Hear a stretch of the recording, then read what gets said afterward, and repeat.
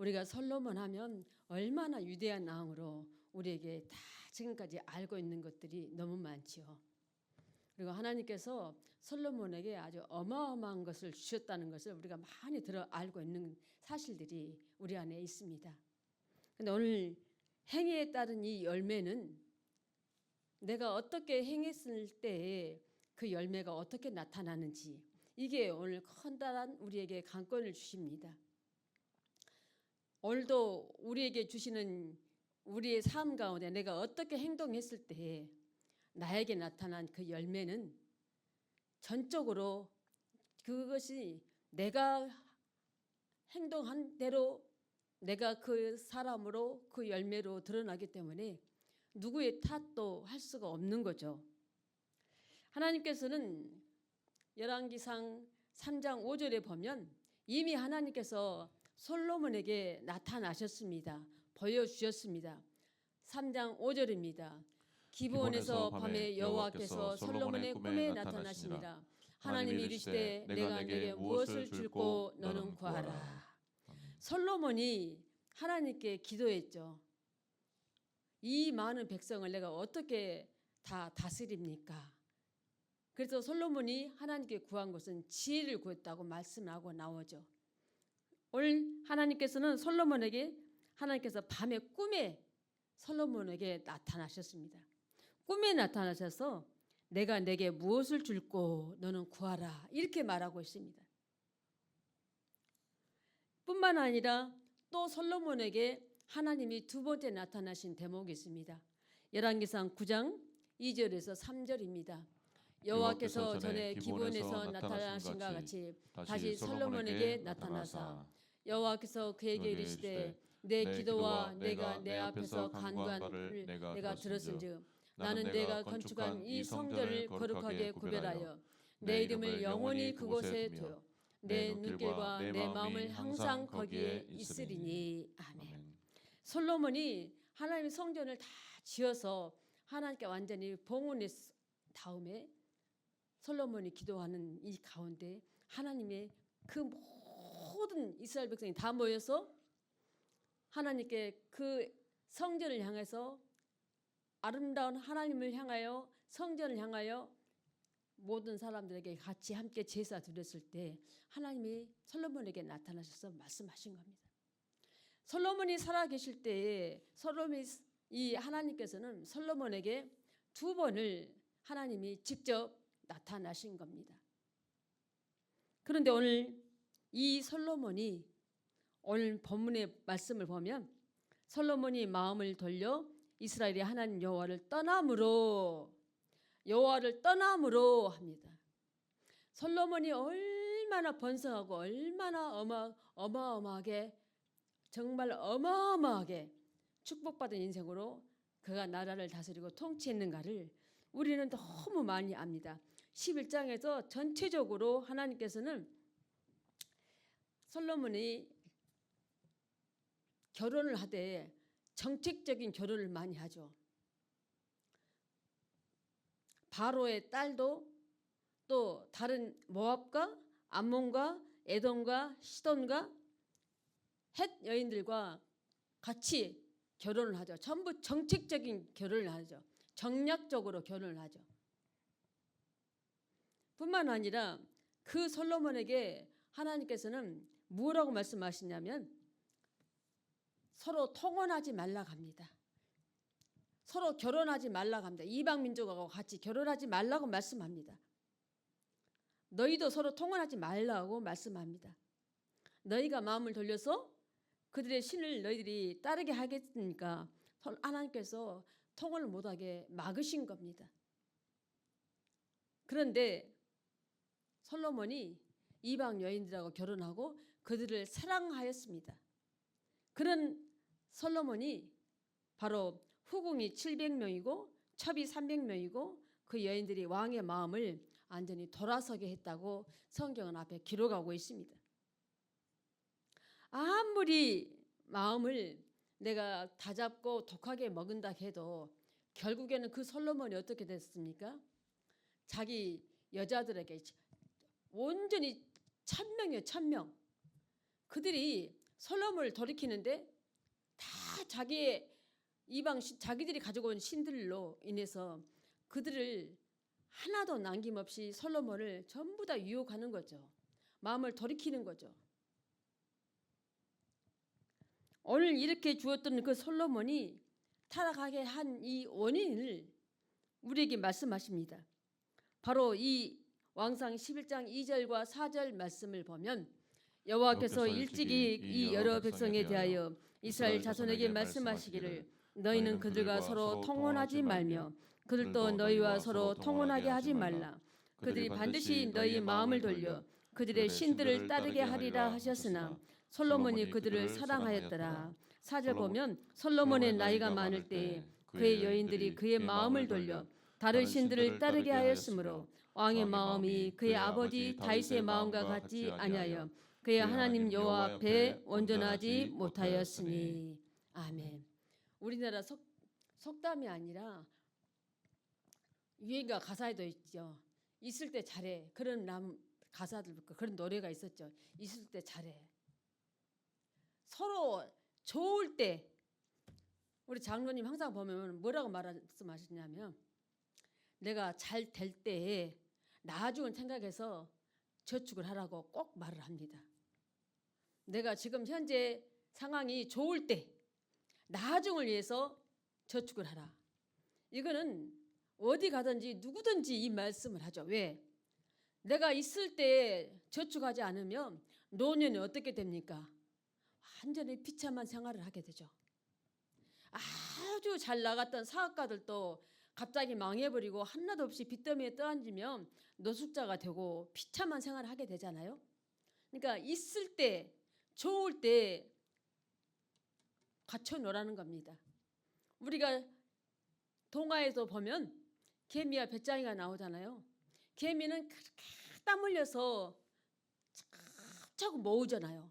겨울에 먹을 걸 전부 개미는 저장을 합니다. 근데 배짱이는 어떡합니까? 나무 그늘에 앉아서 치고 놀기만 하죠. 노래 부르고 놀기만 하죠. 겨울이 왔을 때 배짱이는 개미한테 얻으러 갑니다. 우리 인간의 삶하고 똑같은 거죠. 내가 있을 때, 내가 좋을 때 저장하지 않으면, 저축하지 않으면 안 되는 상황이 많은데 이 솔로몬을 보니까 그렇게 어마어마하게 좋을 때에 솔로몬이 하나님의 그 마음이 어떻다 하겠습니까? 하나님으로부터 마음이 떠났다고 말합니다. 하나님으로부터 마음이 떠났다고 이렇게 하는 걸 보니까 4절 보니까 솔로몬이 나이가 많을 때에 그 여인들이 그의 마음을 돌려버렸습니다. 솔로몬의 마음을 완전히 사로잡아버린 거예요. 다른 신을 따르게 했던 겁니다. 왕의 마음이 그의 아버지 다윗의 마음과 같지 아니하여 그의 하나님 여호와 앞에 온전하지 못하였다고 말씀하고 있습니다. 오늘 본문에 말씀했던 이 9절 말씀 같이 솔로몬이 그 마음이 변화돼 버리는 거 여인의 자기 아내들한테 넘어가는 거 순간이었겠죠. 근데 한번 넘어가면 돌이켜 다시 돌아오면 되는데 돌아오지를 못한다는 겁니다. 솔로몬이 아주 어마어마한 생활을 어마어마한 솔로몬 이전에도 없었고 이후에도 없었다고 성경은 말합니다. 하나님께서 솔로몬에게 복 주었던 그 복이 그 엄청난 복들을 정말 하나도 하나님이 남김없이 빼앗아 버리는 겁니다. 왜 하나님은 줬다 뺏었느냐? 죄 지으면 하나님 다 뺏어가 버립니다. 죄 지으면 싹 뺏어가 버립니다. 하나도 남김없이. 완전히 빚덩이에 시궁창에 빠져서 사는 거죠. 열왕기상 11장 5절에 8절을 보면 이는 시돈 사람 여신 아스타롯을 따르고 암몬 사람이 가정한 밀곰을 따름이라. 솔로몬이 여호와의 눈앞에서 악을 행하여 그의 아버지 다윗이 여호와를 온전히 따름같이 따르지 아니하고 모압에 가정한 그 모습을 위하여 예루살렘 앞 산내 산당을 지었고 또 암몬 자손에 가정한 몰록을 위하여 이와 같이 하였으며 그가 또 그의 이방 여인들을 위하여 다 그와 같이 한지라. 그들이 자기의 신들에게 분향하며 제사하였더라. 아멘. 완전히 이방 신들한테 솔로몬이 그대로 하는 겁니다. 그대로 하는 거예요. 하나님께서 이런 솔로몬을 어떻게 두겠습니까? 어떻게 하나님의 용서가 되겠습니까? 하지 말라는 것은 다 하고 있습니다. 못하게 막은 것은 솔로몬이 다 했습니다. 그 결과 이렇게 솔로몬이 타락한 것들을 하나님을 떠나게 되니까, 하지 말란 것을 떠나게 되니까 다 하고 있는 겁니다. 이렇게 타락하고 나니까 그 결과가 어떻게 되느냐.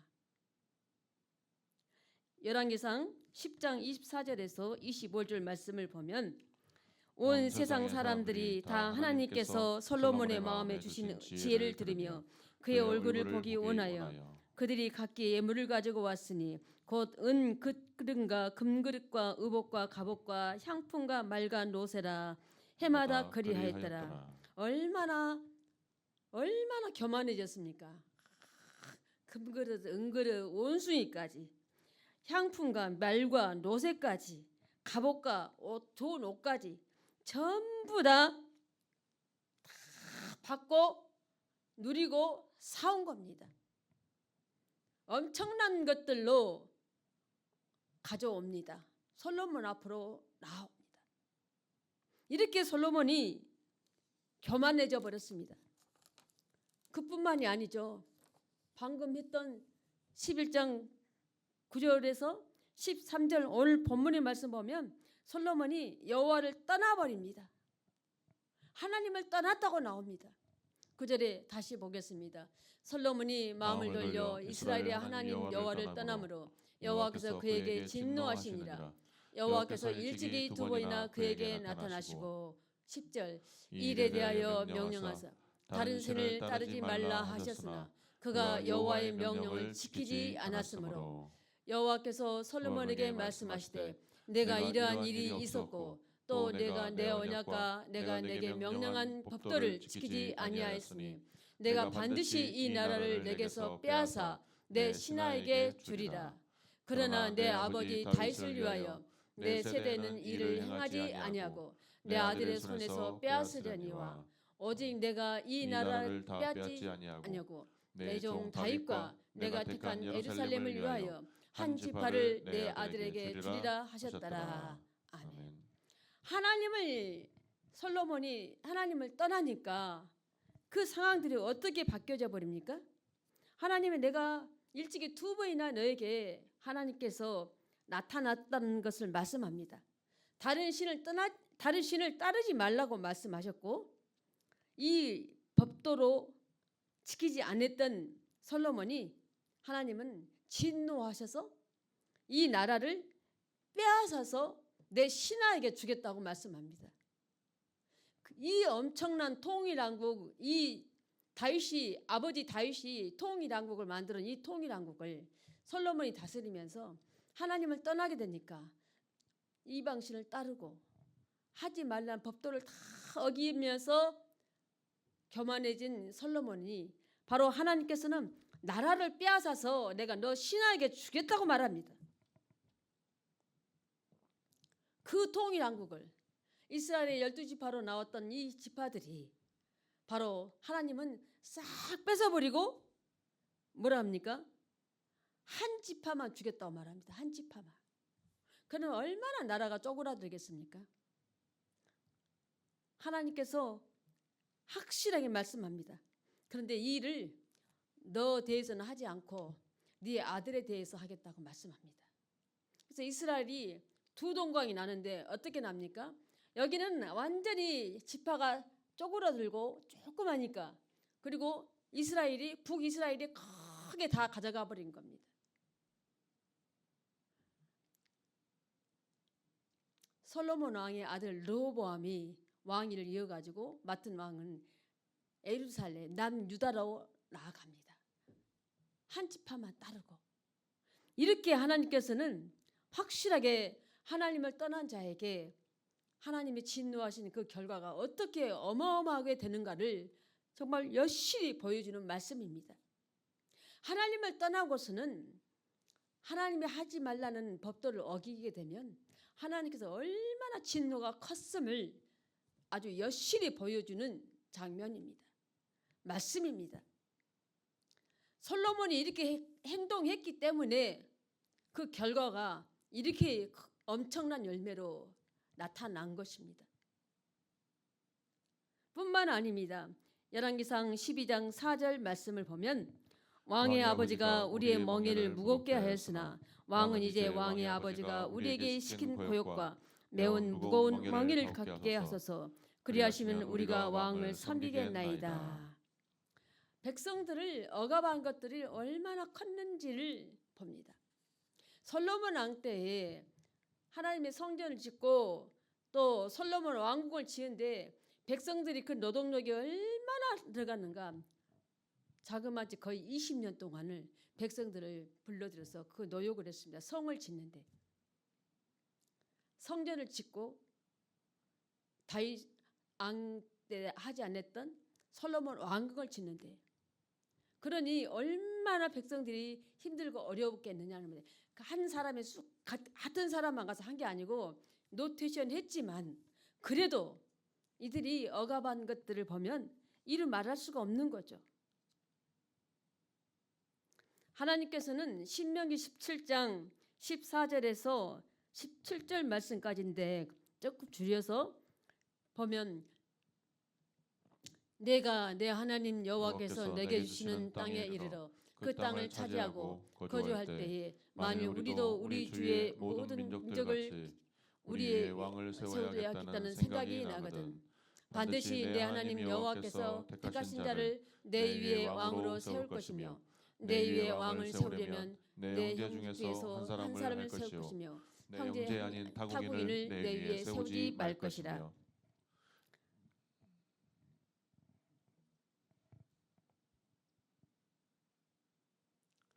뿐만 아니라 그에게 아내를 많이 두어 그의 마음이 미혹하게 되지 말라고 말씀합니다. 이 모든 말씀 앞에 들어가고 밑으로 나갈 때 보면 하나님은 병마 많이 두지 말라고 말씀하셨습니다. 또 두 번째는 하나님께서 세 가지를 언급했는데 병마를 많이 두지 말고 두 번째는 아내를 많이 두지 말라고 말합니다. 아내. 그리고 세 번째는 은금을 많이 쌓지 말라고 말씀합니다. 이 세 가지를 하나님께서 이미 신명기서부터 말씀하고 계십니다. 왜?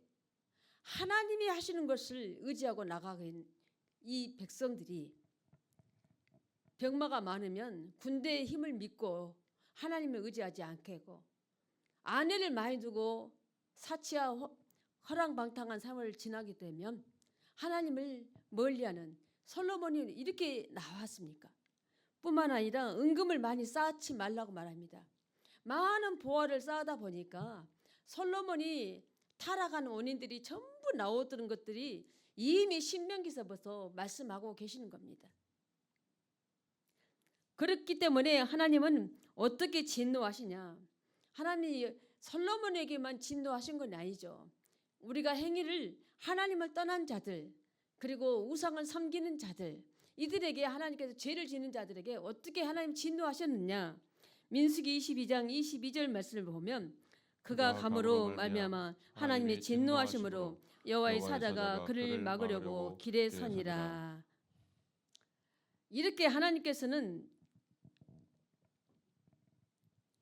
하나님의 일을 하는데 하나님께서 쓰는 종이라도 결코 하나님이 진노하는 일에 하지 말란 일에 행했을 때에 나타나는 일들이 얼마나 하나님 진노 속에서 이루어지는가를 보게 합니다. 욥기서 9장 5절의 말씀을 보면 그가 진노하심으로 산을 무너뜨리시며 옮기실지라도 산이 깨닫지 못하며 하나님이 진노하면 산을 다 무너뜨리고 그걸 옮겨버릴지라도 그거를 깨닫지 못한다는 겁니다. 산이 깨닫지 못한다.